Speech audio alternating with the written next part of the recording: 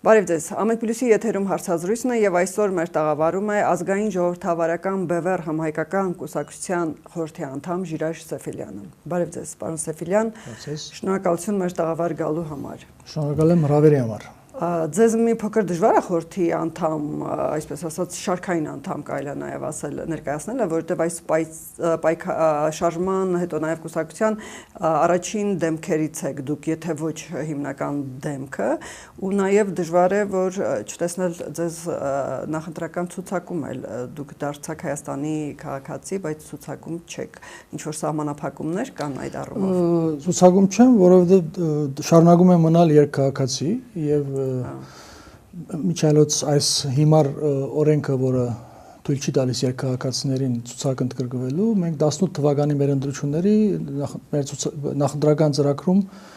այդ մասին գետ եղել է, որ պետք է փոխել այս օրենքը 21-ին նույնպես, բայց մենք նաև գիտենք, որ ինչու դա տեղի է ունեցել, դա հավանաբար Քոչարյանի ժամանակ է տեղի ունեցել, հա, մի ռեժիմը նախորդ ռեժիմից, այսպես ասած, խստացնելով ի վնաս հայ ժողովրդի վիճակը, այսինքն այստեղ խնդիր է դրված եղել այս տարիների ընթացքում սպիրկը հնարավորինս կդրել Հայաստանից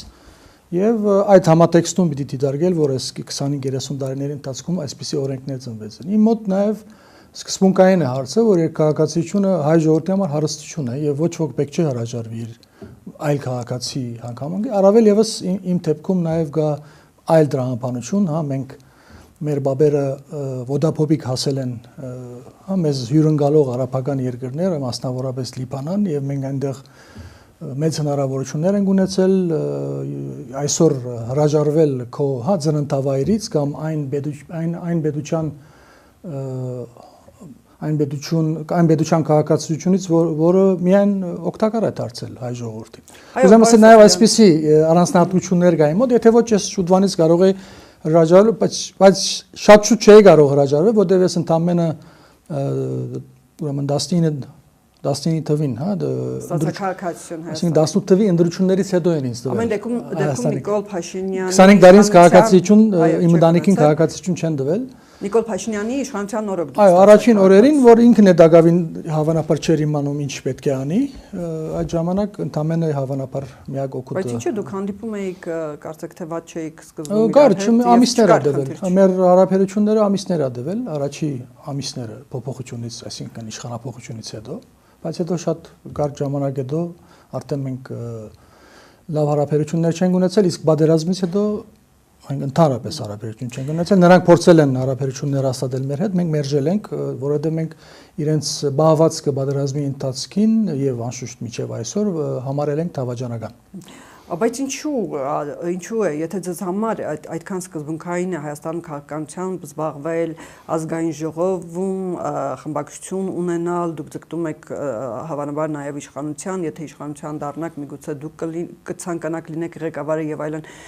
նման գեր նպատակների համար ինչի չարժե Լիբանանի քաղաքացիությունից հրաժարվել, չէ՞ որ Հայաստանն այո ունի իր սահմանադրությունը եւ իր։ Այո, մենք ավելի շատ մեր ներուժը մենք ծախսելու ենք այդ օրենքը փոփոխելու։ Այո, որ դառնաք իշխանություն, այն ժամանակ օրենքը կփոխեք։ Այո, եւ այսօր եթե անձնապես ես ցուցակում չկամ, դա չի նշանակում, որ մենք իշխանություն չենք դառնա։ Տեսեք, ձեզ նայում են, բայց ազգային ժողով մուտք արդեն նշանակում է իշխանության մաս կազմել։ Այո, բայց մենք հնարավորություն ունենք։ Մարդիկ կարող են բացել ձեր ցուցակը, տեսնել Ժիրայր Սեֆիլյանը, որը այս կուսակցության դեմքերից մեկն է, առաջնային դեմքը, ցուցակում չկա եւ անհասկանալի Միջայլոց Գևորգ Կարապետյան անհասկանալի չէ իհարկե, բայց անծանոթ մարդ է։ Այո, 21 թվականին էլ մեր առաջի ցուցակում առաջնորդող անձը հանրության հայտնի մարդ չէր, բայց հայտնիները կանգնում են ոչ հայտնիների կողքին եւ շատ շուտ ոչ հայտնիները հայտնի են դառնում։ Միգուցե հենց դրա համար է, որ դուք եւ 21 թվականին եւ 18 թվականին բավականին քիչ ձայն եք հավաքել եւ դարբեր պատճառներ կան, որ այդպես է, այնպես չէ, որ մենք նախորոք ամեն ինչ այդպես ենք պլանավորել, այդպես չի։ 21-ին պատճառը այլ էր, այժմ պատճառը այլ է։ Այժմյա պատճառը պետք է լիներ Վարուժան Ավետիսյանը։ Վարուժան Ավետիսյանը պանդում է գտնվում այսօր։ Խորհրդանշական իմաստով մենք բահել ենք, որ այդ հանգամանքը, այսինքն Վարուժանն է այսօր մեր տեխնազուն, սակայն բոլորս հասկանում ենք, որ իրավականորեն արգելքներ գոյություն ունեն, նա չի կարող ցուցակում ընդգրկվել, ապա նաև այդ այսօրվա ստեղծված վիճակը մեզ նաև հուշել է, որ առիթն է նաև երիտասարդներին առաջ մղել, մենք այն ուժն ենք եղել, որ միշտ ուզեցել ենք երիտասարդությունը հնարավորինս շուտ քաղաքական բերի տակ մտնի։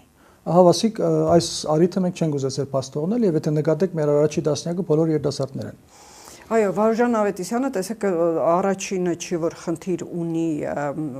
ցուցակումներ գրավելու, առաջին վարչապետի տեխնացուն չի, նման դեպք ունենք մենք նաև ուժեղ Հայաստանի դեպքում, մեկ այլ իհարկե խնդրի հետ կապված, այո, եւ դուք նույնպես այդ տենդենսով եք առաջնորդվում։ Լավ, ենթադրենք դուք իսկապես անցակ ազգային ժողով կամ անգամ իշխանության եկաք, ինչպես եք լուծելու Վարուժան Ավետիսյանի վարչապետ դառնալու հարցը։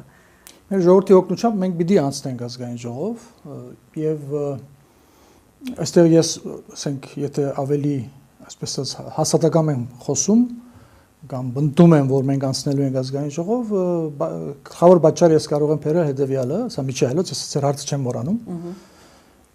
գլխավոր պատճառը այն է որ ի դարբերություն 21 թվականից հետո աշխարհակահաղական զարգացումները հա մեծ փոփոխություններ են տեղի ունեցել եւ մեր երկիրը գեղեցող համագարքը շատ թուլացել է։ Այսինքն նախորդ ընտրություն 18 թվականի ընտրությունների 21 թվականի ընտրություններին համագարկն էր որ մեզ թույլ չէր տալիս մուտք գործել ազգային ժողով այնպես չէր որ մենք այդքան հենարան չունեինք մեր ժողովրդի մեջ այդպես չէր։ Մենք բոլորս գիտենք ինչպիսի ծևերով իրենք խոչընդոտներ առաջացնում են եւ դու չես հայտնվում ազգային ժողովում։ Այս անգամ ես ունեմ գարձիկ, որ քանի որ համագարկը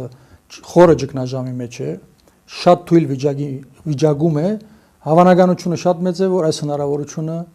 հնարավորությունը մեզ, որ վերջապես հայտնվենք ազգային ժողով։ Այսինքն սա երևույթ է լինելու այն իմաստով, որ մենք որպես քաղաքական ուժ կարելի է մեր ուժը գնահատել այսպես, որ արտահամագարկային ուժ, որը երկար տարիներ հալածվել է 20-25 տարի հալածանքի մեջ են եղել, համագարկը հալածել է մեզ, ահա վասիկ համագարկը այսօր որ ճգնաժամի մեջ է եւ փլուզման շեմին է ես կասեի, որը ժամանակ կդվի, սակայն այս թուլացման ընթացքը, այս օրերը ես կարծում եմ որ մեզ շատ օգնելու է։ Հիմա վերադառնանք Վարուժանի, իմիջայլոց Վարուժանը ՊՊՑ գնդի գրավման այդ գործով է չէ այո եւ նրանց ՊՊՑ գնդի գրավման պահանջներից մեկն էլ այն էր որ ձեզ ազատ արձակեն չէ դուք եք այդ ժամանակ բանտարկված այնպես է ստացվում որ նա ուղղակիորեն կամ անուղղակիորեն նաեւ ձեզ ազատ արձակելու համար է պայքարել եւ հայտնվել բարձր եւ ոչ միայն նաեւ հիմնական նաեւ ձեր այո պահանջներից մեկը որ դուք ազատ արձակեք այո եւ մնացած քաղաքապանդարգելներին այդպեսին է պահանջը այդ օրերին եթե հիշում եք միայն ես չէի փանդում նաև մնացած քաղաքապանդարգելները նաև մյուս պահանջը իշխանությունների հրաժարականներ Սերժ Սարգսյանի հրաժարականներ եւ նոր արտահայտ ընդդիմությունների գազམ་ակերպումներ այսինքն եթե նկատում եք այս օրագարկը մեր մոտ հա տասնամյակներ է աստորեն եւ հետո ինքը ժամանակը ինչպես տեսնում եք ժամանակը բարդացում է որ այդպիսի օրագարկ է պետք եւ եթե ինչպես նկատեցիք մեր նախընտրական ծրագրից այնտեղ գերիշխում է հակաճգնաժամային ծրագիր է մենք դասնամյակներ շարունակ ասել ենք առնվազն 15 տարի մենք խոսել ենք այն մասին որ մեր երկրում ուրեմն արմատական փոփոխություններ են պետք որ կարողանանք պետության հիմքը դնել մենք համարում ենք որ առայժմ մեզ չի հաջողվել պետություն ստեղծել, առավել եւս ազգային պետություն։ Մենք դեռ կանդրադառնանք, այո, վերադառնանք Վարուժանին։ Վարուժանին, այո, ինչպես, եթե հաղթեք ինչ եք անելու Վարուժանի դեպքում, ազատ եք արձակելու, ինչպես արդարացնելու եք, դա թե պարզապես բնականաբար, երբ այս ընդրությունները բարեհաճող ավարտվեն, այսինքն իշխանությունները չախչախվեն, մնացած քաղաքական ուժերը մեր գարձիկով պետք է լեզու գտնեն իրար հետ, երկիրը այս ծանր վիճակից դուրս բերելու համար։ Զուգահեռաբար կարծում եմ բոլորի համար բարձ պիտի դառնա, որ այսօրվա քաղաքապանդարգելները, որոնք փանդում են, նաև Վարուժանեն եւս ապօրինաբար մենք ասենք փանդում են, շուտ առաջի օրվանից նրանք պետք է 18 թվականին պետք է ամբարդ համարվեին, հենց այդ հանգամանքը, հա, մենք էլ փանդում էինք, մեզ որ ամբարդ չեն համարել, դա եւս կարծում եմ բոլորիս հուշեց, որ ըստ էության հեղափոխություն տեղի չի ունեցել, որտեղ 18 թվականի փոփոխությունը բավական խաբուսիկ էր շատերի համար։ Ինչ որ ժամանակ նաեւ ներառյալ մեր համար։ Ինչպես է լուծվելու Վարուժան Ավետիսյանը։ Վարուժանը վստահաբար Նիկոլի իշխանազրկումից հետո շատ արագ գլինի ազատության մեջ, առաջնահերթորեն նա գզբավի իր առողջությունը վերականգնելով եւ հետո նորից լինելով պայքարի մեջ օրինակ մենք իհարկե չնմանեցնելով որևէ գիտեք ինչ բուսակցությունների ցուցակները չեն որ առաջին համարները չեն տեխնացուները մեր օրենքը դա չի ասում չէ այս սա վարչապետի տեխնացուների մրցակցություն չի սա քաղաքական ուժերի մրցակցություն է հարցը վարչապետի տեխնացուների ազատվելու դեպքում ես ուղղակի ուզում եմ հիշեցնել ձեզ դեռևս Ռոբերտ Քոչարյանի պաշտոնավարման սկզբնական շրջանը երբ որ դաշնակցական մի շարք անդամներ հենց Քոչարյանը դարձավ նախագահ իրավիճակի փոփոխության պատճառով այդպես դուրս եկան առանց արդարացման այդ վճիռների ձեր դեպքում ինչ եք անելու մեր բանջի պիտի լինի անշուշտ արդարացումը եւ ավելի ճիշտ դա կլինի ասած այն է որ հաստատ իրավիճակի փոփոխություն դեղի անունելու փաստացի բայց իրավականորեն ճիշտ կլինի որ տղաները անբարդ համարվեն ավելին ես կասեի որ աբակա իշխանությունները ԲԲԾ գնդի գործողություն իրականացնող դղաներին պիտի հերոսի կոչում դա իմ անձնական կարծիքն է եւ կարծում եմ մի օր երբ մենք ունենանք ազգային իշխանություններ կհասնենք նաեւ դրան ինչու ինչ եղավ որ հերոսի կոչում կամ այդ դղաների արարքը անցնորած արարք էր անձնազոհ արարք էր որովհետեւ Արցախը մենք չկորցնեինք արարք էր որ մենք Հայաստանում օր առաջ ազգային պետություն ունենայինք ցավոք անշուշտ հիմնական նպատակին մենք չհասանք ես նաև դղաների հետ բայց պահանջը Արցախից չկորցնելը չէր պահանջը շատ կոնկրետ էր ձեզ եւ ձեր ընկերներին պահանջը հայտարարությունը հիշեք ուրեմն ու բացի այդ կետերից ներքաղաքական կետերից նաև այնտեղ ուրեմն Արցախի հետ կապված ոչ մի զիջման պահանջ կար Եվ եթե հիշում եք այդ օրերի միջև դղաների Գիտեք նաև այդ դղաների զենքի վայր տնում իմ մոտ նաև գնում գալիս են ինչ որ բանակնացներ Սերժի կողմից, Կաթողիկոսի կողմից թե ինչ խնդիրը ինչպես լուծենք նաև այդ ժամանակ եթե չեմ սխալվում դղաների միջև զենքը վայր տնելը նախ արդեն խոստացել էր որ Արցախի հետ կապված զիջումներ չի լինելու ես ուզում եմ հիշեցնել դեպքը երբ է կատարվել ուրեմն Կարորիա հայտնի պատերազմից հետո երբ Երևանը Ստեփանագերդին բարդացրում էր զիջումներ հիշում ենք եւ որի համար բարբերաբար Սերժ Սարգսյանը ֆիզիկապես հայտնվել էր Ստեփանագերդ այդ բանջը բարդացրելու նպատակով իսկ այդ օրը որ գործողությունը տեղի ունեցավ ԲԲԶ-ի Սերժը գտնվում էր Ստեփանագերդում եւ հերթական անգամ ասելու որ պետք է այո հետո արդեն այդ հանդիպման մարամասությունները հրապարակվել են բայց մենք որ գիտեինք այդ շաբաթներում Երևանը բարդացրում էր Ստեփանագերդին զիջումներ դա փաստ է Դա անշուշտ օրը ժամերը փոխանցակություն ամբողջությամբ տեղյակ չենք, բայց տեղյակ ենք ինչպիսի գործընթաց է տեղի ունենում։ Եվ դղաների անցնորած գործողության շնորհիվ այնինչ մենք ստացանք 20 թվականին 4 տարի մենք կարողացանք հետաձգել։ Այսինքն հայ ժողովուրդը 4 տարի ժամանակ ուներ, որ 20 թվականը կանխեր։ Ես մեկ այլ բան եմ ցավոք Ես մեկ այլ վարկած էլ ասեմ այն ժամանակ երբ որ սկսեց շրջանառվել իհարկե առաջին վարկածը ՊՊՑ գնդի գրավմանային էր որ իսկապես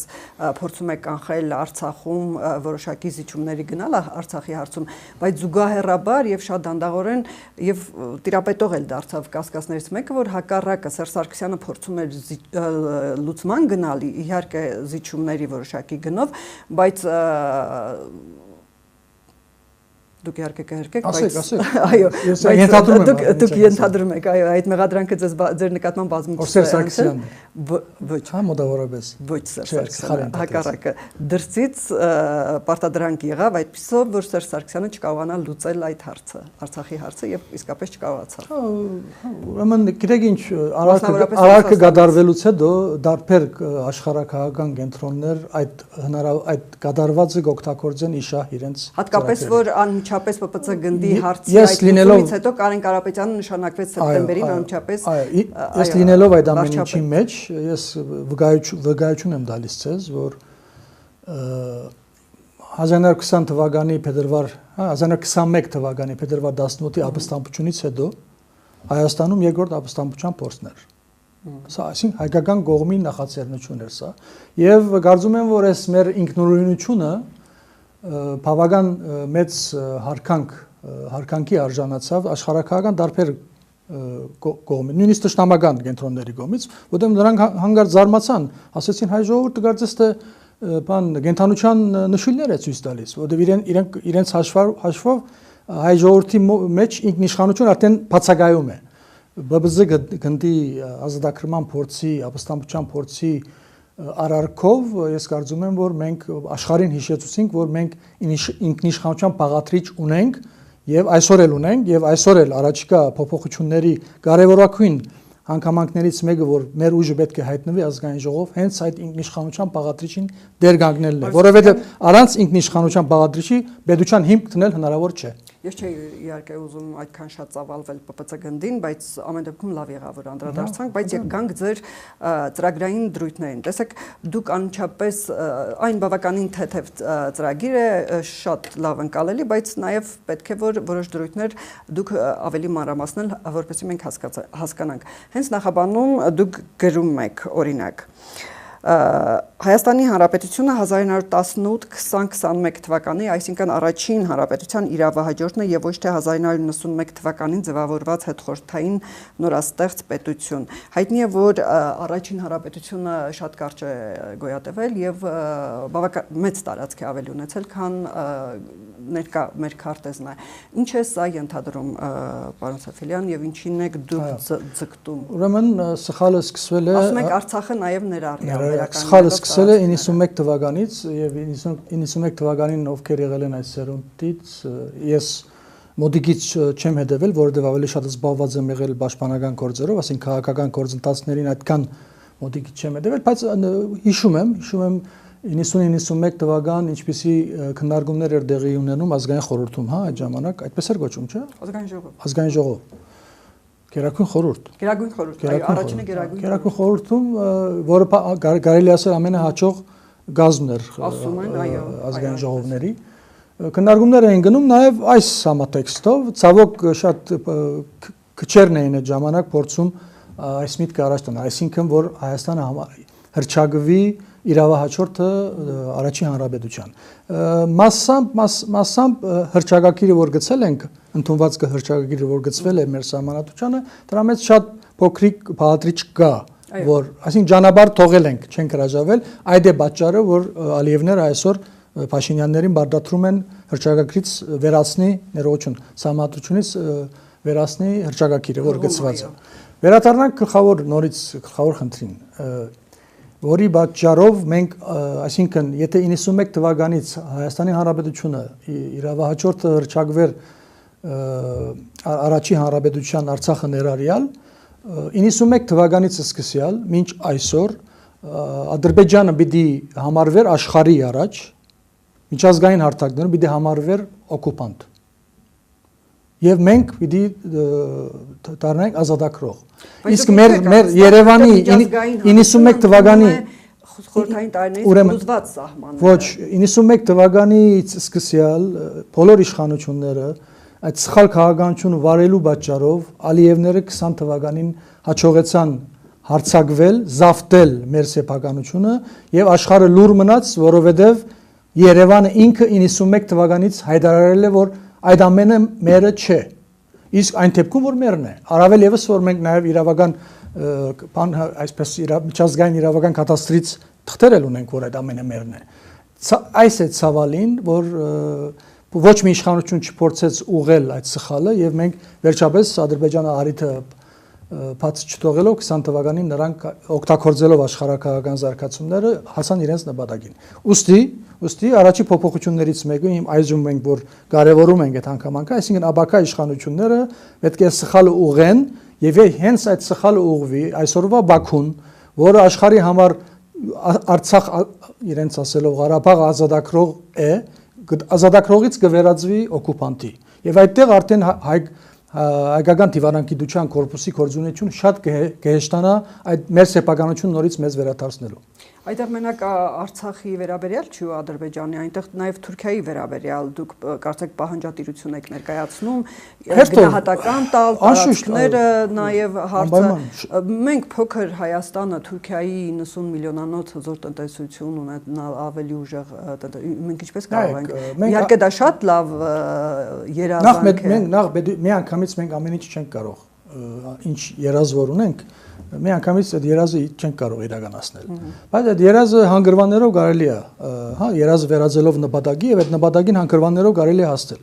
Առաջին հանգրվանը պետք է պետություն ստեղծենք։ Մենք դակավին պետություն չունենք։ Առավել եւս 20 թվականի կատարվածից հետո մենք այսօր տապանցիկ այս սահմաններով մենք որևէ ժամանակ այնինչ արեցին 23 թվականին Արցախի գլխին, նույնը կարող են անել այսօրվա Հայաստանի մնացած Հայաստանի վրա ռազմականորեն։ Ամեն ինչ նախապատրաստված է, ադրբեջանական կողմը պատրաստ է, թուրքական կողմը պատրաստ է։ Այս ինչ եմ ուզում ասել։ Նախ եւ առաջ մենք պետություն դառնանք։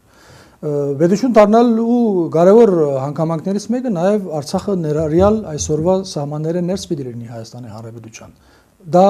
կարևորագույն հանգամանքներից մեկն է։ Իսկ մնացած մեր սեփականության դեր կանգնելու քաղաքականապես երբ մենք կարող ենք դեր կանգնել, դա ինքը ժամանակը կհուշի։ Զոր օրինակ այս մասին երբ 20 տարի առաջ խոսում ենք, շատեր համարում էին ցնորք, 10 տարի առաջ խոսում ենք, նույնպես համարում էին ցնորք։ Սակայն այս օրերին երբ մենք խոսենք Թուրքիայի արդեն թուլացման ընթացքի մասին, շատեր արդեն սկսում են մտածել, որ գիտեք ինչ,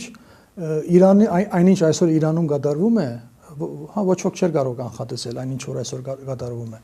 Կանխատեսելի էր այս 1-2 տասնամյակ Իրանի եւ Արևմուտքի այս հակամարտությունը։ Մենք միջալոց ինչ որ չափով մենք կանխատեսել ենք։ Մենք մի ճստե գլուխ կովենք, մենք ինչ որ չափով կանխատեսել ենք այս այնինչ կատարվում է, ոչ թե ռազմական այս ցեվով, որ Իրանը ուշ թե շուտ Միացյալ Նահանգների հետ լեզու է գտնելու։ Ավելին, ես ասում եմ, գործընկերներ են դառնալու տարածաշրջանում։ Ուստի այդ կատարվածից հետո թուրքական նշանակություն, թուրքական կողմի կարևորությունը, նշանակությունը Արևմուտքի համար, Միացյալ Նահանգների համար եւ Թուրքիա եւ Ադրբեջան հանգում է ապրելու։ Եվ այժմ մենք այդ օրերն ենք ապրում։ Եվ վստահ որ եկող տարի երբ մենք խոսենք շատ ավելի առարգայորեն շոշափելի շատեր հասկանալու են որ արդեն Թուրքիան առաջվա Թուրքիան չի լինելու։ 2 տարի հետո երբ հանդիպենք խոսենք արդեն ագանադեսն են եղած լինելու քուրդական ապստամբությանը, հա Թուրքիային ես քուրդական ապստամբությանը։ Մինչ այդ եթե մենք վերածված լինենք ազգային պետության, մենք այդ հնարավորությունները պիտի օգտվենք եւ մեր սեփականությանը պիտի դեր կանգնենք։ Այսինքն մեր այստեղ սեփականությունը էժանա հնչում, մեր հայրենիքին պիտի դեր կանգնենք։ Բայց նախ եւ առաջ, ինչպես ասեցի, հերթով դառնում ենք պետության հիմքեր ենք դնում, Արցախի խնդիրը իօքուտ հայկական կողմի լուծվում է, մեր Արցախայությունը անվտանգության երաշխավորումով վերադառնում է իր բնորան եւ այլն եւ այլն։ Երազելուց պիտի չի վախենալ։ Երազները նպատակի վերածելուց պիտի չի, այսպես ասած, պիտի վարանել։ Խնդրեմ, Իսրայելը օրինակը մեր աչքի առաջ է։ Այո, այդ օրինակը պիտի բերել։ Այդ ժողովուրդը 2000 տարի պետական ազուրկ է եղել։ Ամեն տարի ասել են մենք վերադառնալու ենք հաջորդ տարի Երուսաղեմ։ Ամեն տարի 2000 տարի։ Մենք ընդամենը 100 քանի տարի ենք պետական ազուրկ եղել։ Ես չեմ համարում որ այսօրվա այնինչ ունենք, այսօր մենք ինքնիշխան պետություն չունենք։ Խոսքը ինքնիշխան պետությունը ստեղծելու մասին է։ Եվ շատեր ինչ որ կանխատեսումներ էին անում, որ Իսրայելի նման փոքր պետությունը, որը ստեղծվել էր, չի կարող երկար քոյադվել եւ այլն։ Մենք տեսնում ենք ինչ եղավ, չէ՞։ Ով ասես որ մենք այդ ներուժություն ենք որպես ժողովուրդ։ Ես կարծում եմ ունենք։ Նոր սահմանադրություն ընդունելու մասին ծրագրային դրույթ էլ ունեք, ըստ երևույթին ծրագրում եք, որ այդ Հայաստանը այդ նոր սահմանադրությամբ լինելու է 18-20-21 թվականի հանրապետության, հա, իրավահաջորդը նման դրույթ կա նաև Ադրբեջանի սահմանադրության մեջ, որը արդեն Հայաստանի նկատմամբ պահանջատիրություն ունի այս դեպքում, եթե մեր դեպքում էլ կլինի Ադրբեջանի եւ Թուրքիայի նկատմամբ պահանջատիրություն։ Մենք տարածաշրջանում ինչպես ենք, այսպես ասած, իրար հետ ապրելու նման պահանջատիրություններով իրար նկատմամբ։ Գիտեք, ուրեմն պիտի ամեն անհատ ունենում է իր արժանապատվությունը։ Եվ դվյալ անհատը դեր է կանգնում իր արժանապատվության։ Նույնը վերաբերում է ազգերին։ Նույն, այսինքն ազգերը նաև որպես գազམ་ակերպված պետությունը իր նաև առանցքում պիտի ունենա արժանապատվություն, ազգային արժանապատվություն հասկացողությունը։ Եթե ոչ, մենք վերածում ենք, չգիտեմ, խոդի կամ այլ բանի։ Ինչ վերաբերում է 18 թվական, 20 թվական, այո, դուք ճիշտ եք, Ադրբեջանը առաջ շատ ի սկզբանե հայտարարել է առաջին հանրապետության եւ շատ լավ են արել որ այդպես են, ճիշտ են արել որ այդպես այն հայտարարել, որովհետեւ 18-20 թվականների իրավական այնինչ ժառանգություն մնացել է այսօր միջազգայինորեն, որը կարող է նորից կարելի է արխիվները բացել, հաստատ իօքուտ մեզ է։ Այսինքն հաստատ իրավական հարթությունում մենք ադրբեջանական կողմի հետ այո ունենք խնդիր եւ ես վստահեցնում եմ ցեզ որ այստեղ Արաբաբյանի վկայությունը կարող ենք բերել, որ Արաբաբյանը վկա, մենք այդ իրավական դատական մրցակցությունը մենք հաստատ 100% հաղթող ենք դուրս գալու։ Սակայն միայն իրավական ճանապարհը քիչ է։ Մենք բոլորս հասկանում ենք, որ առանց ուժի, իրավունքները բարբերաբար նետվում են պատմության, այսպես ասած, թանգարաններ կամ աղբարներ։ Ուստի դրա համար ես քիչ առաջ խոսում եմ, առաջնահերթորեն պետք է ստեղծենք պետություն, առավել եւս ազգային իշխանություն, ազգային պետություն, եւ մենք պիտի ամրանանք, մենք պիտի ուժ հավաքենք, մենք պետք է զորանանք։ Ուրեմն երբ տեղի չի ունենում պատերազմներ, երբ որ դու կարողանում ես, ոչինչ, որ այսպես ինձ հնարավորություն տալիս եք։ Շատ երկար չէ, որտեղ սահմանափակ։ Ուրեմն այս օրերին մասնավորապես ասենք նաև գործող իշխանությունները լավ գլնե որ այս հացը դուք չդակ, ես փորձեմ հիշատակել գործող իշխանությունները շատ են ուզում, որ ինչպես 18 թվականին մեր քաղաքական ուժի նկատմամբ ձևավորեն մի գարձիկ, որ այս ուժը որ լինի պատերազմը լինելու։ 18 թվականին նույն դրամապանությամբ նրանք մեզնից տասնյակ հազարավոր ցայներ փախցրեցին, ասելով որ սասնազրեր եթե լինեն ազգային ժողովում պատերազմը լինելու։ Մենք ասում ենք, եթե մենք լինենք, մենք պատերազմը կանխելու ենք։ Հակառակ մեզ չլսեց մեր ժողովուրդը եւ մենք 20 թիվը ստացանք։ Այժմ մենք ասում ենք, մենք եթե չլինենք առաջկա ազգային ժողովում, պատերազմի հավանականությունը շատ մեծ է։ Երբ է տեղի ունենում պատերազմները։ Ես փորձեմ թվարկել մի քանիսը։ Շատ կարճ բարձր։ 3-4 կետ գներեք։ Ուրեմն առաջնահերթորեն երբ դվյալ ասենք ճշտամի պետություններից որևէ մեկը գտնվում է շատ թույլ վիճակում։ Խնդրեմ, այսօրվա Նիկոլյան պետությունը գտնվում է պաշտպանական իմաստով շատ թույլ վիճակում եւ երբեք ցկդում չունի ուժեղանալու։ Նիկոլը եթե մնա պատերազմի հավանականությունը շատ մեծ է։ Ես այսպես կարող եմ երկար խոսել։ Այսինքն պատերազմի գուսակցությունը Նիկոլ Փաշինյանն է։ Ձեր ծրագրում կա նաև ռազմարտունաբերությունը ուժեղացնել, նոր տեխնոլոգիաներ, սահմանների լավնս պաշտպանություն, դա է թեմայի։ Այսինքն առաջնահերթորեն մենք պիտի մեր ասում են, որ մենք դա անում ենք ու որոշ բաներ բյուջեի ավելացնում պաշտպանական իշխանությունները թվերով ցույց են տալիս ու նաև իշխանությունները 20-ներով թե ինչ են արել այդ ոլորտում։ Մինչ դուք խոստանում եք 20 թվականի նոյեմբերի 9-ից հետո նրանք բանակը գրջատման ուղղությամբ մեծ քայլեր են կատարել, տասնյակ հազարներով գրջատել են մեր բանակը, ավելին բանջը նրանց եղել է Հայաստանի բանակի լուծարումը։ Այստեղ Միացյալ Նահանգների, Ֆրանսիայի, Իրանի միջամտության շնորհիվ, Հնդկաստանի միջամտության շնորհիվ թույլ չեն տվել Փաշինյանը որ լուծարի մեր բանակը։ Սա մեր ժողովուրդը պետք է իմանա։ Հնդկաստանը եկել ասել է Փաշինյան կամ զանգել նրանք ունեն իրենց լծակները դարաձաշրջանում այդ իմ թվարկածս պետությունները ունեն կարևորագույն շահեր եւ այդ շահերի մեջ մեր փախտը բերում է որ մեր հայ ժողովրդի շահերը, այսինքն Հայաստան լինելու հանգամանքը որպես այդպիսին համընկնում է դվյալ պետությունների շահերին եւ այս շահերի շնորհիվ է որ մենք առաջիկայում կարողանանք նաեւ զարգացում ապրել։ Ինչ վերապերում է երկրի հետ պաշտպանության հետ կապված, այո, անշուշտ որ մենք ենք որ պաշտպանելու ենք մեր երկիրը, սակայն դվյալ իշխանությունները բացի պաշտպանությունը կազմակերպելուց, բացի ամեն մի սանտիմետր հողի համար պատրաստ լինելու մարտնչելուց, պիտի նաև ճիշտ արտաքին քաղաքականություն վարի, որը նաև պատերազմ զսպող հանգամանքներից մեկն է, որ քիչ առաջ ես ուզում եի շարունակել, հիմա փորձեմ մի կետ եւս ասել, դա աշխարհաքաղաքական խաղացողների հավասարակշռությունը բաբանումն է։ Այսօր դա Նիկոլ Փաշինյանը չի անում, ուստի եթե Նիկոլ Փաշինյանը մնում է, պատերազմի հավանականությունը մեծանում, այսինքն Նիկոլ Փաշինյանը չունի արտաքին քաղաքականություն այսօր, բացի թուրքական կողմի ենթարկվելուց,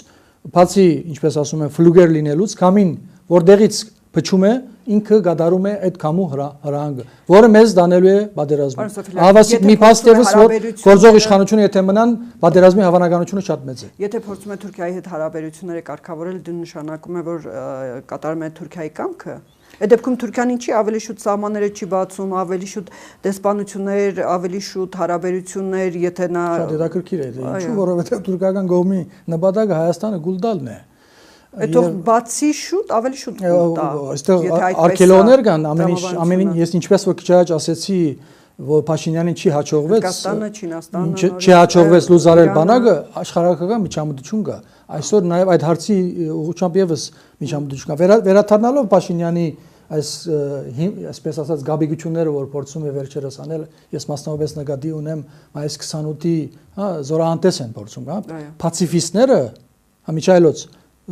գլխավոր պատճառներից մեկը երբ կարող է դեղի ունենալ պատերազմ երբ որևէ երկրում հայտնվեն պացիֆիստների խումբ այսօր Փաշինյանը եւ իր խումբը ընդգծված պացիֆիստներ են նաև ահավասիկ երրորդ պատճառը սիրելի ժողովուրդ սրանց մնալու պատճառ սրանք եթե մնան պատճառը միևս որ պատերազմի հավանականությունը շատ մեծ է վերադառնամ այս 28-ին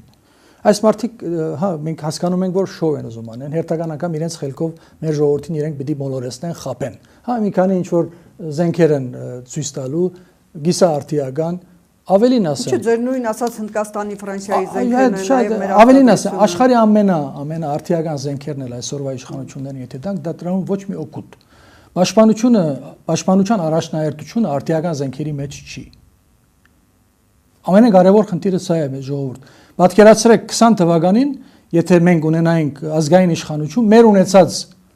զենք ու զրահով հանգիստ զնգի կբերեինք ադրբեջանական կողմին։ Հանգիստ այսօր նույնպես, երբ ունենանք ազգային իշխանություններ, հանգիստ զնգի կբերենք, այսինքն միայն այդ վիճակը որ ունենում ես, արդեն զսպիչ հանգամանք է, այսինքն այն օրը որ ձևավորվում է ազգային իշխանություն մեր երկրում, պատերազմը կանխվում է։ Ասած ինչ դեմ, այս 28-ին ինչ որ տեսնելու եք սերեք ժողովուրդ, դա ընդամենը ձև է, դա նախընտրական ինչ որ իրենց համար միջոցառում է։ Այնտեղ պաշտպանական ոչ մի փոխանցություն չկա։ Այսօր էլ որ նրանք ունեն իրենց դրամատուրգիան տակ շատ լավ զենքեր, այսօր Հայաստանում արգա են։ Բայց այդ Հիմա ես ինչ որ ասելու եմ, գախնիկ չի, ոչ որևէ մեկը թող չի հանգարց փորձի ասի, վայ, պետական գախնիկ եք դուք հրապարակում։ Այդ ամեն ինչ բաց երկնքի դակ է։ Եվ մենք այսօր գիտենք ինչ ժամանակներ ենք ապրում, պատերազմի ինչպիսի մարտավարական ժամանակներ ենք ապրում, հա։ Ինչպես են պաշտպանելու իրենք այդ զենքերը պաշտպանելու ունակությունը չունեն։ Ուր մնաց այդ զենքերով իրենք պաշտպանեն մեր երկիրը, մեր հայրենիքը, մեր ժողովուրդը։ Այս մասին կարելի է երկար խոսել։ Պարոն Սոֆիլյան, ունեք նաև սոցիալ-տնտեսական ծրագրային դրույթներ, ընդ որում նաև արտաքին քաղաքականությանը, եկեք արտաքին ավելի ճիշտ ավարտենք, հետո նոր սոցիալ-տնտեսական,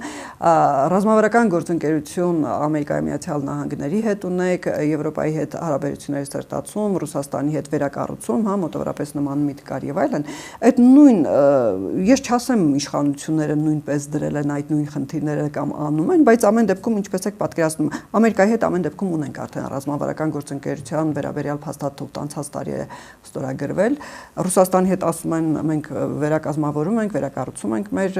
հարաբերությունները եւ այլն։ Դուք ինչ եք պատկերացնում։ Գործող իշխանությունները չունեն արտաքին քաղաքականության հայեցակարգ, չունեն։ Նրանք ինչպես ասեցի ես քիչ առաջ, նրանք ֆլուգերի թերում են, կամին որտեղից ավելի ուժեղ է փչում,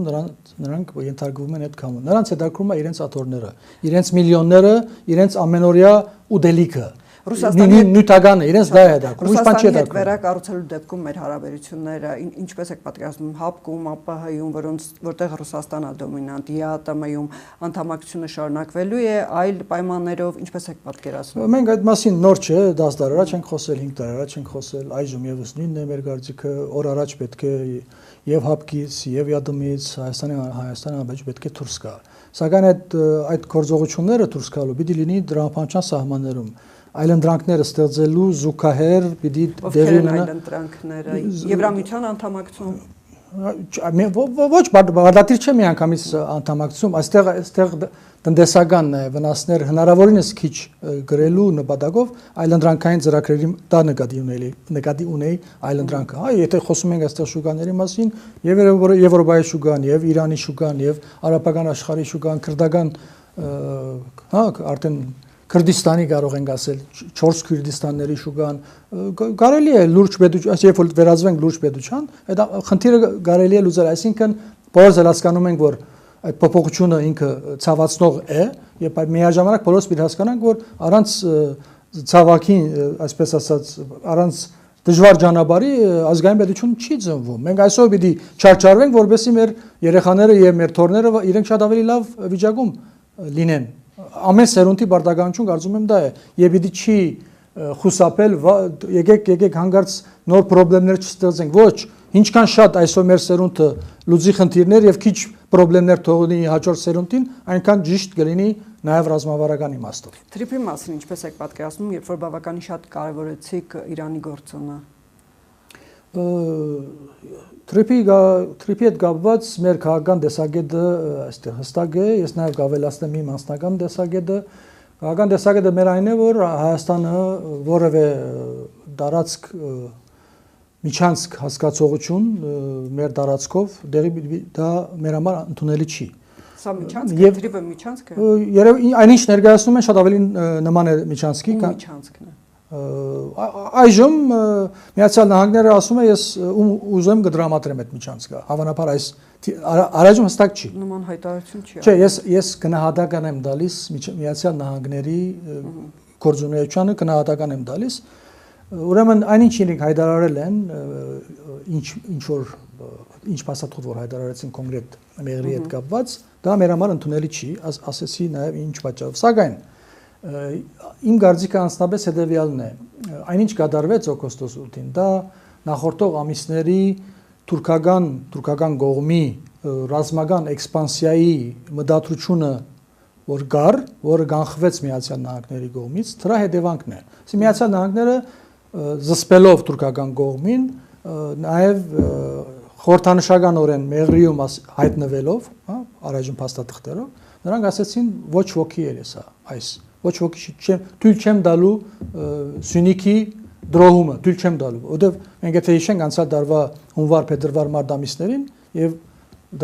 անցյալ տարվա վերջ, անիշի մասին հիմա ես խոսում եմ, Ռուբիոն հայտարարեց, որ այդ վտանգը կար եւ իրենք են կանխել։ Ավելի շատ ես կասեի ավելի շատ ադրբեջանական Թրիփը ինչպես եթե թուրքական ասելով նկատի ունեք ադրբեջանական այո բայց միշտ համացանապար է եղել ինչպես 20 թվի հadoop այսպես ասած պայմանավորված պատերազմը տեղի է ունեցել համացանապար այժմ եւս իրենք պատրաստվում են դա անել ավելի շատ ես Թրիփը գնահատում եմ անվտանգային այժմ իմ գնահատականը անվտանգային նպատակով արված գործողություն է, որը իօգուտ մեզ է, իօգուտ Սյունիքի է, իօգուտ հայ ժողովրդի է։ Պարոն Սեֆելյան, ամեն դեպքում ընտրաշավ է եւ հիշելով ձեր նախկին երկու փորձերը, որ մոտ միջին հաշվով 20-20,000 ձայն եք 18.5, 22.5 եւ այլն, այդքան ձայն եք ստացել, այս անգամ ընտրություններին արդեն քարոզարշավին մասնակցում եք, ինչպես է գնահատում ձեր շանսերը։ Ես կարծում եմ շատ ավելին է մեր շանսերը, միջայլոց 18 թվականին էլ մենք հաստատ մուտք գործելու բան ունեինք։ Ցայներ ունենք, ինչ-ինչ ծևերով այդ ամենը չեզոքացվեց, այդ մասին եւս առաջիկա օրերին ես փակագծեր եմ բացելու։ Այժմ ինչ փակագծեր։ Թե ինչպես 18 թվին հաջողվեց իշխանություններին մեզ թույլ չտալ մուտք գործել ազգային ժողով։ Ինչ վերաբերում է 21-ի եւ 18-ի 10 տարիները անցել են։ 21 թվականից հետո Արցախի գորուստի փաստը կա։ Անշուշտ մենք համոզված ենք ժամանակավոր գորուստի եւ այնինչ մենք խոսել ենք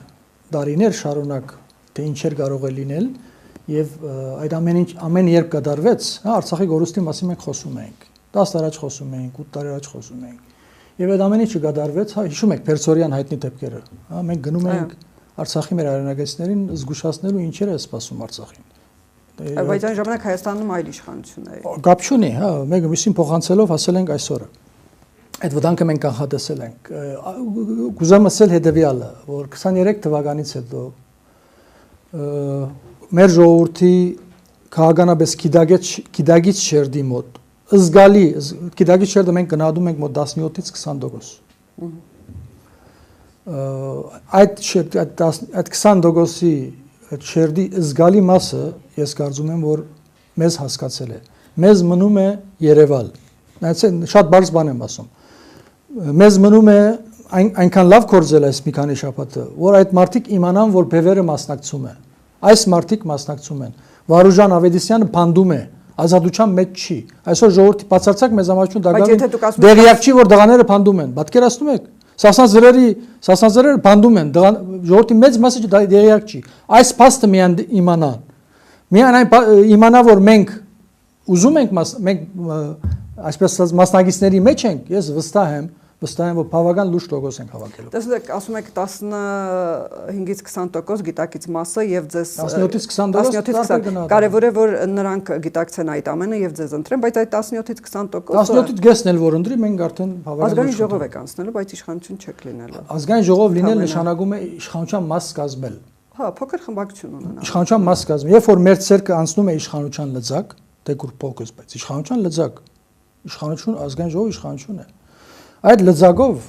մենք մեր ժողովրդի հետ կազմակերպելով շատ արագ մեր հագաջկնաժամային անցումային ծրագիրը բարդատրելու ենք ով էլ որ լինի աբակա իշխանությունները։ Այդ լծակը ունի Ռոբերտ Քոչարյանը այսօր, ինչ որ չափով նաև Սերժ Սարգսյանն է, բայց նրան չստացվեց։ Մեր դարբեր քաղաքական ուժերի մասին եք խոսում, դուք խոսում եք ուժեր, որոնք ինչ-ինչ պատճառներով անգաշկանտ երբեք չեն կարողացել կորձել, այսօր էլ չեն կարող կորձել, մենք այն ուժն ենք, որ ամբողջությամբ ինքնուրույն ենք, ինքնիշխան ենք, մենք ենք մեր գլխի դերը, մենք ենք որոշում երբ ինչ անել, մեր հետաքրքիր վգա բոլորին, եւ երբ կհայտնվի այսպիսի մի օղակ 35 տարվա մեջ առաջի անգամ լինելով ազգային ժողովում, այդ ժամանակ այդ քիդագից շերդի մեր ժողովրդի հետ միասին հրաշքներ կարող ենք կորձել։ Նորից ձեր հնարավորության անդրադառնալով, ելի նորից պետք է հիշեցնեմ Ռոբերտ Քոչարյանին եւ ոչ միայն։ Նա ամեն դեպքում անդիմադիր խոշոր կառույցներից մեկի առաջնորդն է։ Բավականին հաջող ընթացք ունի կարծեք թե անդիմադիր դաշտում մեծ տեղ է զբաղեցնում Կարեն Կարապետյանի ներողություն, Սամվել Կարապետյանի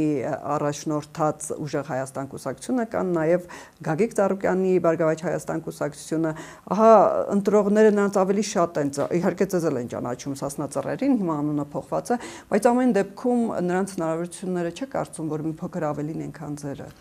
Կապրենք կդեսնենք վստահ հասադումներ անել, որ այսօր ոչ ոք չի կարող, եւ ինչ վերա դուք թվարկեցիք ինտիմատիր դարբեր մի մասը,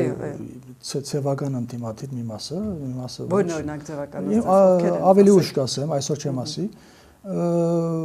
Մեզ հետաքրքրող գործող իշխանություններից սեպազատվելն է առաջն։ Մենք ինչպես նկատում եք, մենք մեր խնդիրը Հայաստանի այսօրվա թրքացման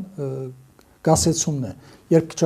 ծրագրերից եք խոսում, դուք փորձեցիք հիշել ԿՊ-ի ծրագրում ինչպիսի բան։ Պաշտպանության ոլորտում ես հիշեցնում սոցիալ-տնտեսական։ Ես ուզում եմ հիշեցնել, որ ԿՊ-ի ծրագրում գա գետ ինչպես կանդել մեր եկեղեցին, հա, պատկերացնում եք։ Մենք հայ ժողովուրդը արդեն գիտի, մեր ուրեմն ես կարծում եմ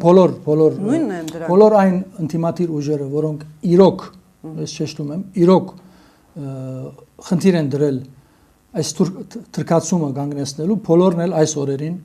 որևէ մեկը մյուսին ջամբար քարբեկ չեն դի։ Բոլորի քարերը մեկ ուղղությամբ պետք է գնան, դա գործող թրքամետ, թրքայենտագա, հայ ժողովրդի թշնամի գործող իշխանություններն են։ Բոլորիս ուժերով պիտի չեզոքացվեն այսօրվա իշխանությունները, որը Հայաստան դանում են թրքացման։ Սա կանխվելու է, ես միջայլոց շատ լավադես եմ հունիսի 8-ին ուրիշ Հայաստանա լինելու։ Տեսեք, սոցիալ-տնտեսական որոշակի դուք ծրագրեր ունեք ձեր մոտ սկսած առողջապահության ապահովագրությունից եւ այլն, որոնք արդեն թոշակների բարձրացումը նույնպես իշխանությունները արդեն կատարել են, դուք կարող եք ամուսները համարել նախընտրական կաշառք ընտրողներին եւ այլն։ Համարում, դա փաստ է։ Բայց դա շարունակվելու է նաեւ ընտրությունից հետո ով էլ որ լինի իշխանությանը եւ դա դրական ֆոն որոշակի առաջացրել է զուտ այն ենթատեքստով, որ միգուցե սրանք ապահովեն նրանց հաղթանակը։ Նայեք Այդ իմաստով ասենք նրանք ինչ դուք ծրագիր եք գրում, նրանք ասում են մենք արել ենք։ Ուզում ասել այդ նյութական հարթությունում մեր ժողովրդի ցայները գրավելու իմաստով, հա մեր ուժերը այստեղ անհավասար է։ Մենք չենք կարողանում մրցակցել։ Ես այդ պատճառով քիչ առաջ հիշատակեցի 17-ից 20% շերտն է մեզ հետաքրքրում։ Մենք տեսնում ենք մյուս ուժերը ինչ հնարավորություններով փորձում են այդ մեր ժողովրդին իմ գնահատմամբ քաղաքականապես ոչ հասուն, բայց մեր ժողովուրդն է։ Սոցիալական ոլորտի հետ կապված հետևյալը կասեմ։ 35 տարիների ընթացքում չի եղել որևէ իշխանություն, որը մտածի մեր ժողովրդի մասին։ Կամ բոլոր իշխանություններն էլ եղել են դրսևորումը մեր երկիրը կառավարող համագարքի, մեր երկիրը գեղեցկող համագարքի։ Ավելին,